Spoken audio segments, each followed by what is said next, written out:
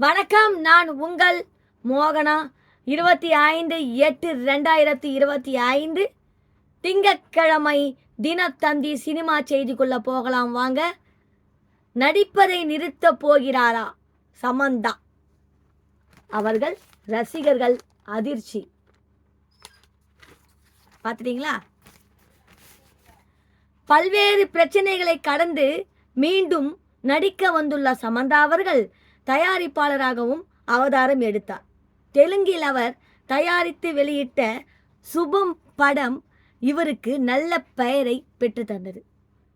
தற்போது சினிமாவில் இருந்து விலகப் போவதாக சமந்தா அவர்கள் கூறியிருக்கும் தகவல் ரசிகர்களை அதிர்ச்சி அடைய செய்துள்ளது.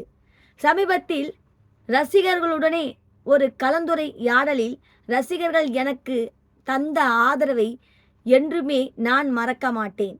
அதேவேளை பல புதிய பரிமாணங்களை எடுக்கவும் யோசிக்கிறேன். வருங்காலத்தில் நான் பட தயாரிப்பு மற்றும் சில தொழில்களில் கவனம் செலுத்தலாம் என்று யோசிக்கிறேன்.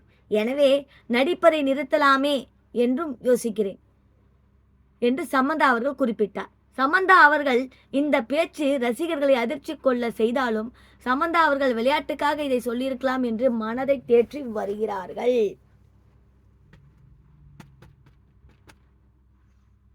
அடுத்தது பாருங்க, தொடை அழகியாக துடிக்கும் இள நடிகை.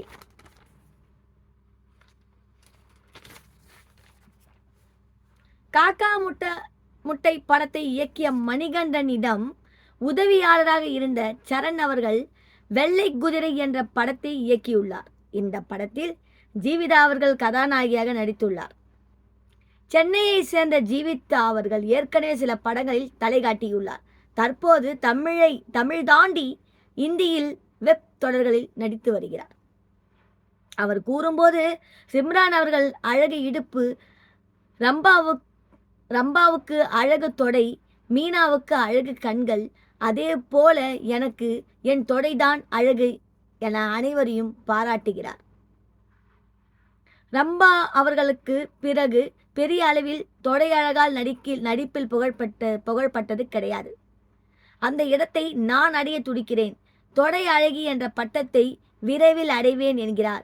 இளம் நடிகையின் இந்த உறுதி கவனிக்க வைத்திருக்கிறது.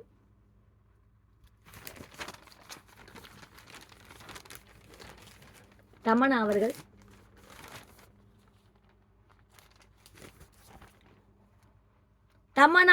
அவர்களுக்கு 6.25 கோடி சம்பளம் தந்த கர்நாடக அரசு.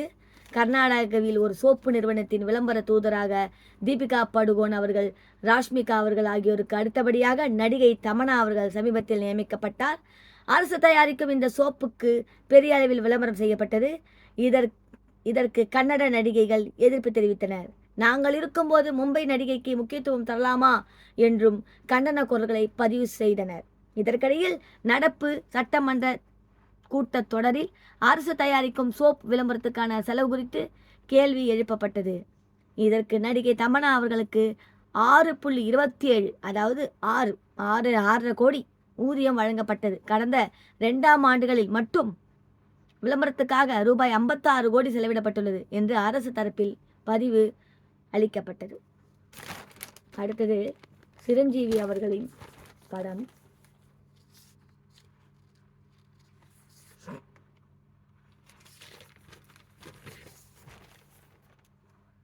தெலுங்கு சினிமாவின் முன்னணி நடிகரான சிரஞ்சீவி ஐயா அவர்கள் மல்லிடி வசிஷ்டா இயக்கத்தில் நடித்துள்ள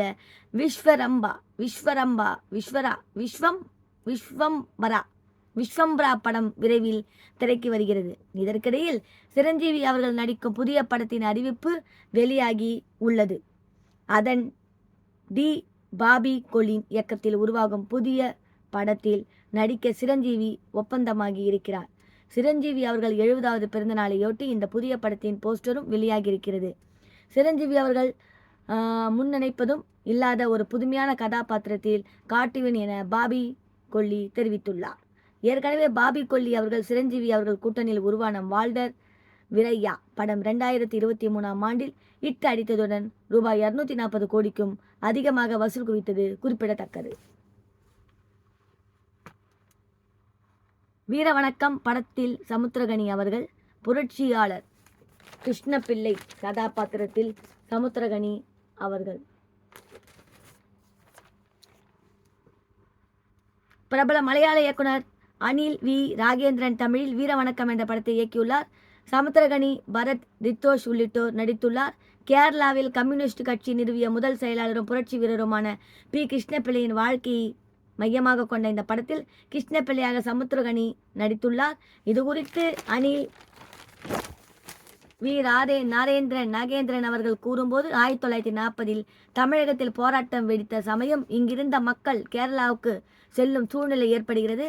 கேரளாவில் கிருஷ்ணபிள்ளையின் வாழ்க்கை வரலாற்றை தெரிந்து கொண்ட அவர்கள் வீறு கொண்ட வேங்கைகளாக தமிழகத்துக்கு எழுச்சியுடன் திரும்பும் கதையாக வீரவணக்கம் நடைபெறுகிறது. இடதுசாரிகளின் வரலாற்றின் புரட்சி பாடகியாக கேரளா மக்களால் போற்றப்படும் சுதந்திர போராட்ட வீராங்கனை 95 வயதான PK மேதினி அம்மாவும் முக்கிய வேடத்தில் நடித்துள்ளார். ஜாதி கொடுமைகளுக்கும் அதனுடனே கொடூர வன்முறைகளுக்காகவும் உள்ளாகும் ஒரு தமிழ் கிராமத்தின் விடியல் பயணம் தான் வீரவணக்கம். இது கேரளா தமிழகத்தின் நல்லுறவை பேணும் படமாகவும் அமையும். படத்தில் நாகர்கோவில் உள்ள எடலாக்குடியில் உள்ள ஆங்கிலேயர்களாக சிறை ஒன்று இப்போது அரசு பள்ளியாக மாறியுள்ளது. படம் விரைவில் திரைக்கு வருகிறது என்றார். அடுத்தது கைதி 2 படம் தாமதமாகிறது. சுந்தர் சி அவர்கள் உடன் இணையும் கார்த்தி அவர்கள்.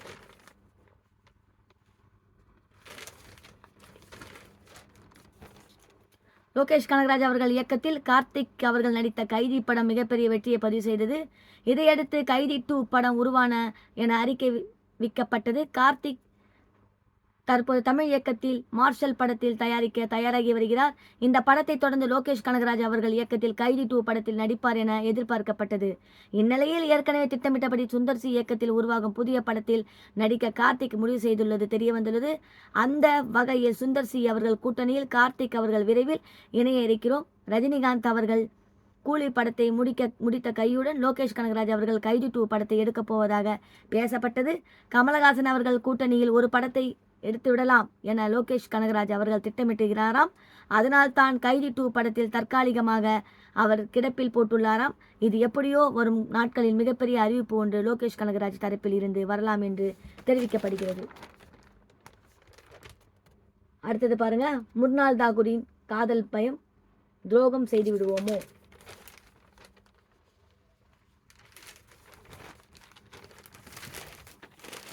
இந்திய சினிமாவின் முன்னணி நடிகையாக திகழும் மிர்னால் தாகூர் அவர்களுக்கு ரசிகர் ஏராளம். விரைவில் அவர் தமிழ் சினிமாவில் தலைகாட்ட இருப்பதாக பேசப்படுகிறது.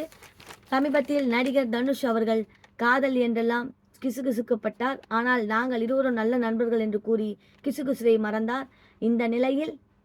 கிசுகிசுவை மறுத்தார். இந்த நிலையில் காதலில் தனக்கு பயம் இருப்பதாக மிர்னால் தாகூர் தெரிவித்துள்ளார். அவர் கூறும்போது, எனக்கு உண்மையான காதல் முக்கியம். காதல் முக்கியம். அந்த காதலுக்காக காத்திருக்கிறேன். ஆனால் காதலில் துரோகத்தை சந்தித்து விடுவோனோ, முதுகில் குத்தி விடுவார்களோ என்று பயப்படுகிறேன். எல்லா வகையிலும் சரியானவர் என்று நினைக்கும் ஒருவருடன் நான் வாழ விரும்பவில்லை. ஒருவருடன் நான் வாழ விருப்பமில்லை. எனக்கு உண்மையாக இருந்தாலே போதும். ஒருவேளை நான் காதல் தோல்வியை சந்தித்தாலும் அது வாழ்க்கையின் ஒரு பகுதியாக ஏற்றுக்கொள்வதை தவிர வேறு வழியில்லை என்று கூறிட்டார். சமீப காலமாக காதல் பற்றி மிர்னால் தாகூர் பேசி வருவது குறிப்பிடத்தக்கது. இத்துடன் இந்த செய்தி அறிக்கை நிறைவடைகிறது. வேறொரு செய்தியுடன் நான் உங்களை சந்திக்கும் வரை அதுவரை டாடா பை பை சொல்லி விடைபெறுகிறேன். உங்கள் மோகனா. நன்றி, வணக்கம்.